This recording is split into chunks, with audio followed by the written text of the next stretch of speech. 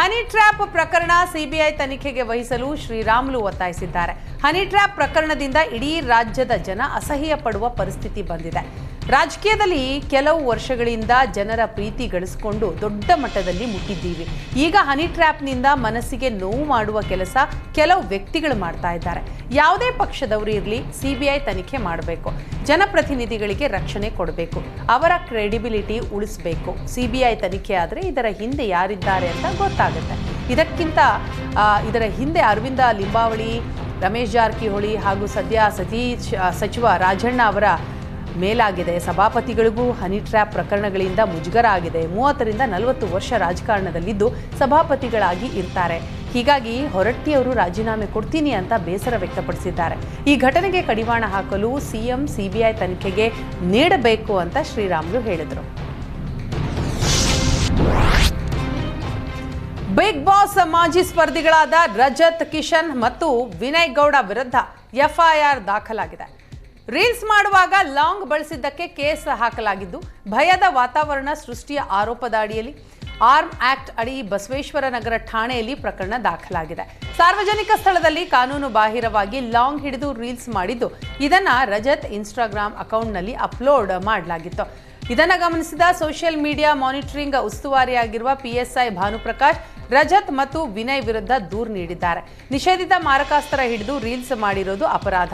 ಸಾಮಾಜಿಕ ಜಾಲತಾಣದಲ್ಲಿ ಶಾಂತಿ ನೆಮ್ಮದಿ ಹಾಳು ಮಾಡಿದ್ದಾರೆ ಅಂತ ಆರೋಪಿಸಿದ್ದಾರೆ.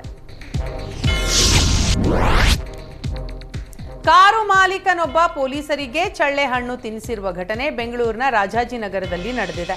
ಕಾರಿಗೆ ಹಾಕಿಸಿದ್ದ ಡಿಫೆಕ್ಟಿವ್ ಸೈಲೆನ್ಸರ್ನಿಂದ ಸಾರ್ವಜನಿಕರಿಗೆ ಕಿರಿಕಿರಿ ಉಂಟಾಗಿದ್ದು, ಸೂರಜ್ ಎಂಬಾತನ ಮೇಲೆ ಸಾರ್ವಜನಿಕರು ದೂರು ನೀಡಿದ್ದಾರೆ. ದೂರಿನ ಹಿನ್ನೆಲೆ ಸ್ವಿಫ್ಟ್ ಡಿಸೈರ್ ಕಾರು ಪತ್ತೆ ಮಾಡಿದ ಪೊಲೀಸರು ಕಾರ್ ಇದ್ದಲ್ಲೇ ವೀಲ್ ಲಾಕ್ ಮಾಡಿ ತೆರಳಿದ್ದಾರೆ.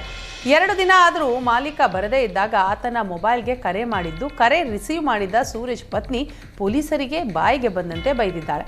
ಮಾರನೇ ದಿನ ನೋಡಿದ್ರೆ ಮೆಕ್ಯಾನಿಕ್ ಕರೆ ತಂದಿರುವ ಸೂರಜ್ ಕಾರಿನ ವೀಲ್ ಬದಲಿಸಿ ವೀಲ್ ಲಾಕರ್ ಸಮೇತ ಎಲ್ಲೋ ಎಸ್ಕೇಪ್ ಆಗಿದ್ದಾನೆ.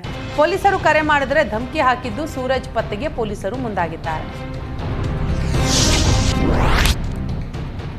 ಇಟ್ಟಿಗೆಗೆ ಚಿನ್ನದ ಪಾಲಿಶ್ ಮಾಡಿ ಮಾರಾಟಕ್ಕೆ ಯತ್ನಿಸಿದ 3ರನ್ನ ಪೊಲೀಸರು ಬಂಧಿಸಿದ್ದಾರೆ. ಬಿಹಾರ ಮೂಲದ ರಬಿಕುಲ್ ಇಸ್ಲಾಂ, ಇದೀಶ್ ಅಲಿ, ಅನ್ವರ್ ಹುಸೇನ್ ಬಂಧಿತ ಆರೋಪಿಗಳಾಗಿದ್ದಾರೆ.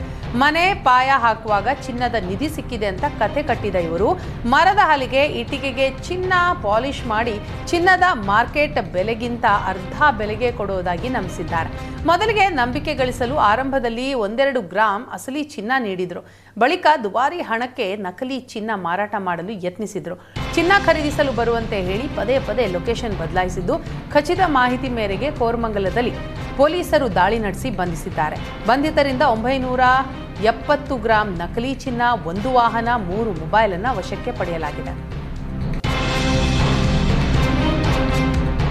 ಬೇಸಿಗೆ ಬಿಸಿಲಲ್ಲಿ ಟ್ರಾಫಿಕ್ನಲ್ಲಿ ಪರದಾಡುವ ವಾಹನ ಸವಾರರಿಗೆ ಗದಗ ನಗರಸಭೆ ಅನುಕೂಲ ಮಾಡಿಕೊಟ್ಟಿದೆ. ವಿಶೇಷವಾಗಿ ಬೈಕ್ ಸವಾರರಿಗೆ ನೆರಳು ನೀಡಲು ನಿರ್ಧರಿಸಿರುವ ಗದಗ ನಗರಸಭೆ ನಗರದ ಪ್ರಮುಖ ಸರ್ಕಲ್ಗಳಲ್ಲಿ ಶೆಡ್ ಅಳವಡಿಕೆ ಮಾಡಿದೆ.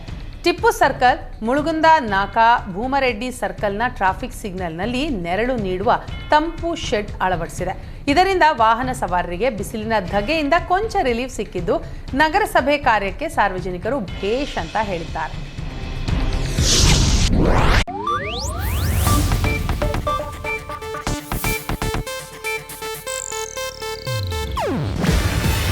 ಇದು ಏಷ್ಯಾನೆಟ್ ನ್ಯೂಸ್ ನೆಟ್ವರ್ಕ್ ಪ್ರಸ್ತುತಿ. ನೀವು ನೋಡ್ತಿದ್ದೀರಾ ಏಷ್ಯಾನೆಟ್ ಸುವರ್ಣ ನ್ಯೂಸ್.